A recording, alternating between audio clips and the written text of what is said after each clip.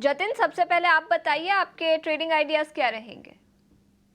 आज हम एक लॉन्ग और एक शॉर्ट ट्रेडिंग आइडिया लेके आए हैं। जो पहला सेल साइड की तरफ ट्रेड होगा वो ओबेरॉय रियल्टी में होगा। ओबेरॉय रियल्टी में हमने देखा है कि एक काउंटर ट्रेंड पुल बैक आया था। वो काउंटर ट्रेंड पुल बैक अभी अपने क्रूशियल फिबोनाची रिट्रेसमेंट लेवल पे आके फिजल आउट हो रहा है और एक next leg of the up move start हो सकता है डाउन साइड की तरफ। इसके लिए ओबेरॉय रियल्टी में सेल करने की सलाह रहेगी। स्टॉप लॉस रहेगा 1840 का और टारगेट रहेंगे 1750 और 1720 के। जो लॉन्ग साइड की तरफ ट्रेड होगा वो टाइटन में होगा। तो टाइटन में हमने देखा है कि एक शार्प रनअप के बाद पिछले 4-5 ट्रेडिंग सेशन से एक रेंज बाउंड तरीके से ट्रेड कर रहा है। हमें लगता है कहीं ना कहीं कंसोलिडेट कर रहा है। आज उनके रिजल्ट भी है। हमें लगता है कि टाइटन में लॉन्ग करने की करंट लेवल्स पे सजेशन रहेगी। स्टॉप लॉस रहेगा 3380 का और टारगेट रहेंगे 3550 के।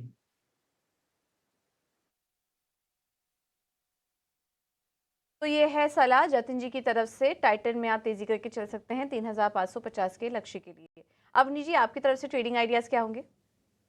सो मेरा मानना है कि आज फ्राइडे है और वीकेंड पे वॉर वॉर सिचुएशन जो है वो ज़्यादा एस्केलेट ना हो जाए, उस डर के कारण से ज़्यादा हमें आज जो एक पुल बैक आना चाहिए वो नज़र नहीं आ रहा है। लेकिन अगर डेटा देखें तो डेटा में ऐसी कोई खराबी अभी तक तो डेवलप हुई नहीं है।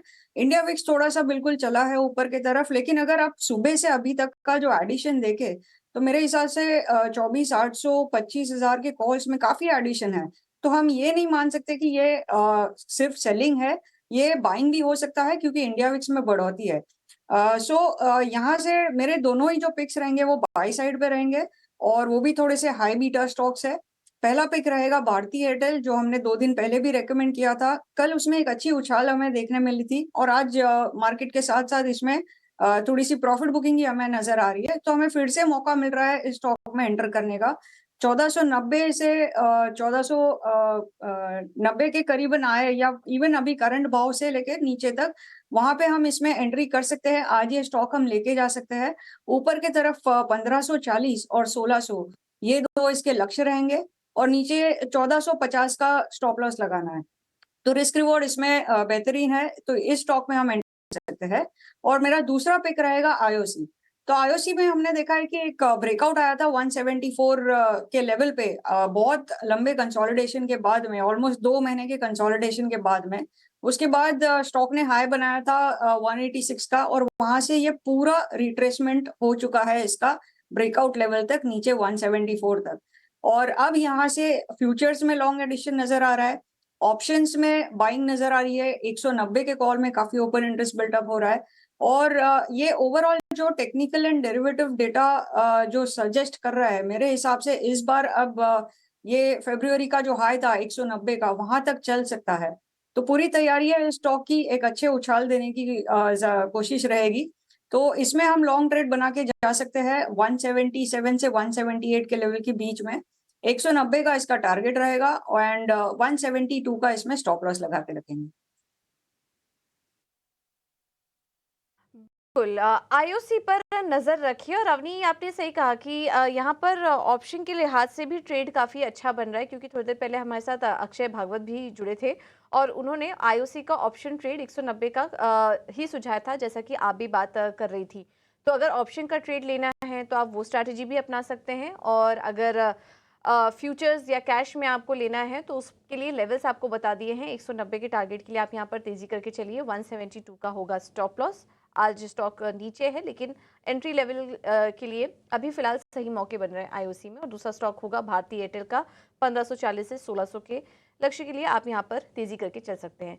नजर एक बार बाजार पर डाल लेते हैं। बैंक निफ्टी में काफी अच्छी रिकवरी। फार्मा स्टॉक्स पर आपकी क्या राय रहेगी? पिछले हफ्ते भी परफॉर्मेंस काफी अच्छा रहा, इस हफ्ते भी वो तेजी कंटिन्यू होती हुई नजर आई, लेकिन अब क्या राय बनेगी निफ्टी फार्मा इंडेक्स पर?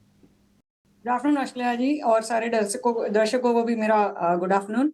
सो फार्मा सेक्टर में एक काफी लंबे कंसोलिडेशन के बाद हमने ब्रेकआउट देखा है और इस ब्रेकआउट का जो टारगेट बनता है वो ऊपर 22,500 से 22,800 के बीच तक चल सकता है। ये ओवरऑल सेक्टर की बात हो गई।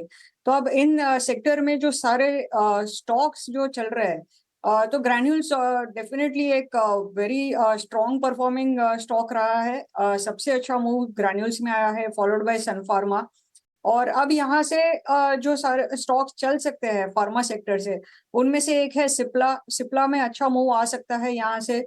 और बायोकॉन में कंटिन्यू रहेगा। बायोकॉन का भी जो ऊपर के तरफ टारगेट है, ये हमने क्लाइंट्स को भी रेकमेंड किया है और हमने पिछले कुछ शोज में मैंने अपने चैनल पे भी रेकमेंड किया हुआ है।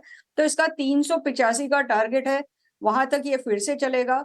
एक तरफा शायद ना चले, जैसे हमने ये डिप देखा है नीचे 350 टेस्ट करने के बाद में अब फिर से उछाल आ रही है। तो ये 385 का टारगेट रखे इनमें, इस स्टॉक में। सो ये 2-3 स्टॉक्स जो है जिनमें अभी मूव बाकी है। और यहाँ से सबसे फेवरेट काउंटर जो है मेरा, वो है सन फार्मा। तो सन फार्मा हमने बजट के टाइम भी रेकमेंड किया था। वो टारगेट तो आ चुका है ऑलरेडी 1700 का, बट एक नए ब्रेकआउट पे है। और जो हिसाब से अभी डेटा बन रहा है, इवन ऑप्शंस में और फ्यूचर्स में जो डेटा बनता हुआ नजर आ रहा है अगस्त सीरीज के लिए, मेरे हिसाब से ये स्टॉक अगस्त सीरीज के अंदर अंदर 1800 से 1820 तक का लेवल छू सकता है। सो सन फार्मा में फ्रेश ब्रेकआउट है। इसको 1680 से 1700 के बीच में कोई भी डिप आए, आज सुबह भी हमें ये लेवल मिला था, तो उस रेंज के अंदर हम इसमें निवेश फिर से कर सकते हैं। ये मौका गंवाना नहीं है। और नीचे 1640 का ही स्टॉप लॉस लगा के ऊपर 1800 से 1820 तक का टारगेट हमें देखने मिल सकता है। तो आप व्यू पॉजिटिव रखिएगा। बायोकॉन, सन फार्मा और सिप्ला, ये 3 एक अच्छे पिक्स है जो इस सेक्टर में से अभी भी निवेश कर सकते हैं। बिल्कुल, तो ये राय थी फार्मा शेयरों पर। सन फार्मा अवनी का टॉप पिक रहेगा, जहां पर अपसाइड इस स्टॉक में दिखाई दे सकती। एक्शन आज के ट्रेडिंग सेशन में दिखा है। प्रेस्टीज, शोभा और ब्रिगेड एंटरप्राइजेस में गिरावट दिखी है। लेकिन सबसे पहले नजर डालते हैं जोमैटो पर। करीब 11% की तेजी इस स्टॉक पर आज के ट्रेडिंग सेशन में दिखी है। याद रखें, कंपनी ने कल नतीजे पेश किए थे, तो नतीजों से क्या निकल कर आया है और ब्रोकरेज रिपोर्ट्स से क्या निकल कर आया है, ये बताने के लिए अब हमारे साथ अभिषेक जुड़ चुके हैं। अभिषेक, बताएं 11% की तेजी की वजह क्या है? जी हाँ, जोमेटो में नतीजों का दम है और नतीजों में प्रॉफिट में जो मल्टीफोल्ड जो जंप आया है, उसके चलते ब्लिंकिट के परफॉर्मेंस में बहुत बढ़िया सुधार आया है।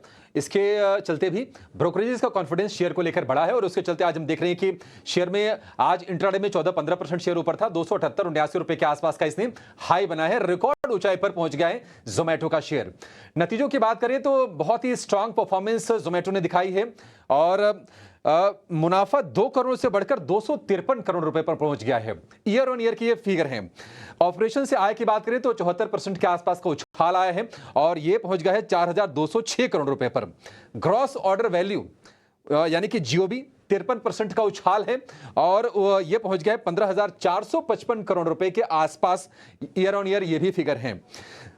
एक और चीज हुई है, ब्लिंकिट के जो स्टोर्स हैं जिनकी संख्या करीब 650 के आसपास है, कंपनी की कि 2026 तक उसको बढ़ाकर 2000 करने की, यानी कि बहुत ही एग्रेसिव प्लान से, और ये बाजार को भी पसंद आ रहा है और ब्रोकरेजेस जो हैं उनको भी पसंद आ रहा है ब्लिंकिट का प्रदर्शन।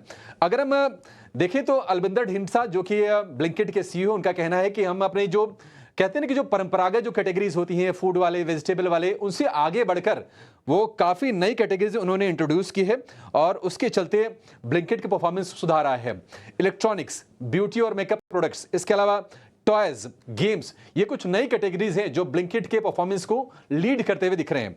अगर हम ग्रॉस ऑर्डर वैल्यू की बात करें तो टोटल जो बढ़त है वो है 53% की। उसमें अगर हम सेगमेंट की बात करें तो आप देखिए फूड डिलीवरी में 27% का और क्विक कॉमर्स उसमें 130% का बड़ा जंप है।